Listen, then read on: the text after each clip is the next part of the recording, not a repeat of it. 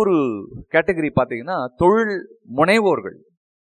நம்ம எல்லாருக்குமே தெரியும், தொழில் முனைவோருக்கும் தொழில் அதிபருக்கும் நிறைய வித்தியாசம் இருக்கு இல்லையா? தொழில் முனைவோர்கள், தொழில் அதிபர்கள். தொழில் அதிபர்கள் என்பவர்கள் பிசினஸ்மேன். தொழில் முனைவோர்கள் என்பவர்கள் ஆண்டர்பிரனர். கரெக்ட் தானே?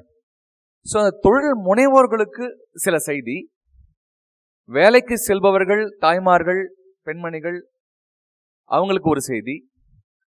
தொழில் அதிபர்களுக்கு நம்ம தான் அவங்க கிட்ட இருந்து கத்துக்கணும், ஏன்னா அவங்க நிறைய சாதிச்சவங்க. இருந்தாலும் சில விஷயங்கள் கொஞ்சம் கன்ஃபார்மிட்டின்னு சொல்லுவாங்க. நம்ம சொல்லும்போது அவங்க என்ன பண்ணுவாங்க, இந்த விஷயம் ஆமா நான் பண்ணியிருக்கேன் என் வியாபாரத்தில், அதனால தான் நான் அப்படி சக்ஸஸ்ஃபுல்லாக இருக்கேன்னு அவங்க தலையாட்டுவாங்க நம்ம பேசும்போது. ஆமா கரெக்டு தான். அந்த conformity, it is also called validation அப்படின்னு சொல்லுவாங்க. எனக்கு அது வேலிடேஷன். நம்ம ப்ரிப்பேர் பண்ணிட்டு வந்தது தலைவர்கள் செய்திருக்காங்க, அவங்க ஜெயிச்சிருக்காங்க.